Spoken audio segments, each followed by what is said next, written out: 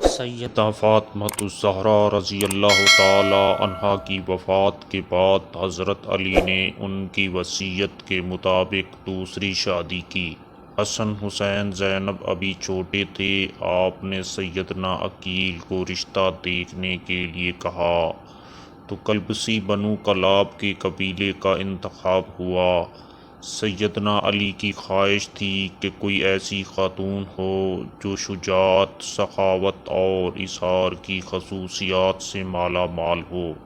بنو کلاب کی خاتون فاطمہ بنت حزم کے گھر رشتہ بھیجا تو سردار حزم اپنی بیوی کے پاس گئے اور پوچھا کہ سیدنا علی کا بیٹی فاطمہ کے لیے رشتہ آیا ہے، کیا آپ نے اپنی بیٹی کی ایسی تربیت کی ہے جو نبی کے خاندان میں بیاہی جا سکے؟ رشتہ قبول ہوتا ہے تو فاطمہ بنت حزم سیدہ ام البنین سیدنا علی کے گھر جاتی ہیں تو سیدنا حسن، حسین اور زینب کو گلے لگا لیتی ہیں۔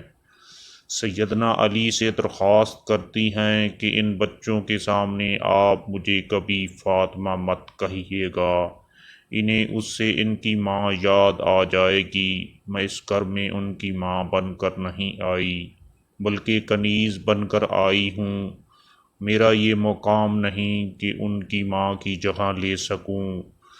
اس کے بعد آپ نے انہیں بیٹا نہیں بلکہ ہمیشہ مولا کہتی رہیں۔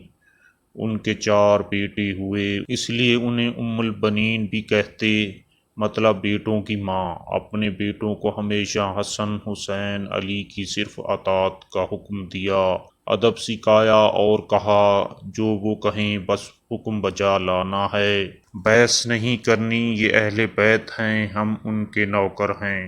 4 بیٹوں میں عباس ابن علی، عبداللہ ابن علی، جعفر ابن علی اور عثمان ابن علی تھے۔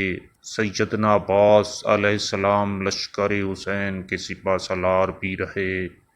شجاعت میں یہ ایک مقام رکھتے تھے، دونوں ہاتھوں سے تلوار چلاتے تھے۔ جنگ صفین میں سیدنا علی نے ان کو بھیجا تو محمد بن حنفیہ کہتے ہیں کہ مولا آپ صرف عباس کو کیوں آگے بھیجتے ہیں؟ تو سیدنا عباس کہنے لگے حسن حسین میرے ابا کی آنکھیں ہیں اور میں ان کا بازو، اور بازو ہمیشہ آنکھوں کی حفاظت کرتے ہیں۔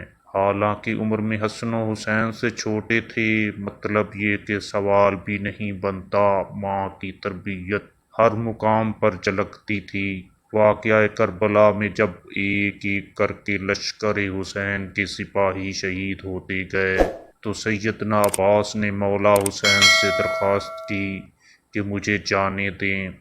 سیدنا حسین ان سے تلواریں لے لیتے ہیں کہ بس عباس تم پانی لے آؤ۔ آپ پانی لینے جاتے ہیں تو یزیدی لشکر ان پر حملہ کر دیتا ہے، دونوں بازو کاٹ دیے جاتے ہیں۔ وہی جنہوں نے حسین کی حفاظت کرنی تھی، گھٹنوں میں تیر لگتا ہے، حسین عالی مقام کی آنکھیں بھر آتی ہیں۔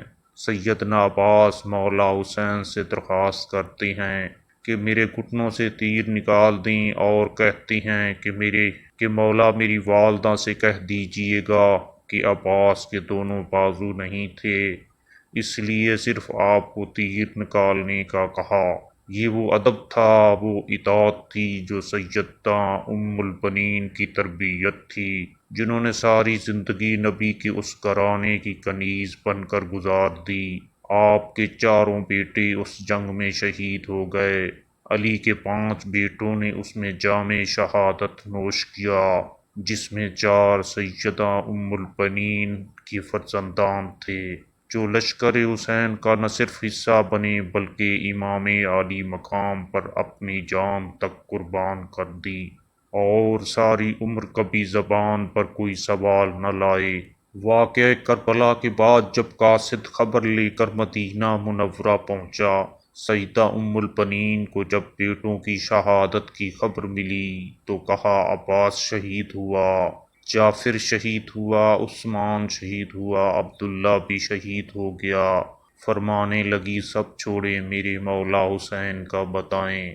تو بتایا کہ وہ بھی شہید ہو گئے۔ تو کہنے لگی کیا میرے بیٹے بعد میں شہید ہوئے مولا حسین سے، تو بتایا کہ نہیں، وہ پہلے شہید ہوئے اور مولا کی حفاظت کے لیے خوب لڑے، تو شکر ادا کیا کہ انہوں نے بے شک حق ادا کر دیا۔